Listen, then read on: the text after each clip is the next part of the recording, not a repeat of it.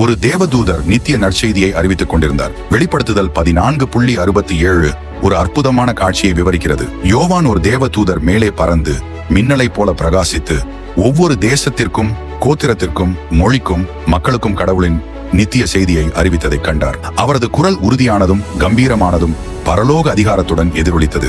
கடவுளுக்கு பயந்து அவருக்கு மகிமை கொடுங்கள், ஏனென்றால் அவருடைய நியாய தீர்ப்பு நேரம் வந்துவிட்டது. வானங்களையும் பூமியையும் கடலையும் நீரூற்றுகளையும் படைத்தவரை வணங்குங்கள். அந்த நேரத்தில் மனித குலம் அனைவரும் விழித்தெழுந்து படைப்பாளரிடம் தங்கள் கண்களை திருப்ப அழைக்கப்பட்டனர். இது ஒரு எச்சரிக்கையை விட அதிகமாக இருந்தது. இது அன்பின் இறுதி செயல், நியாய தீர்ப்பு வருவதற்கு முன்பு திரும்பிச் செல்வதற்கான கடைசி வாய்ப்பு. இந்த நித்திய நற்செய்தி ஒருபோதும் மாறாது.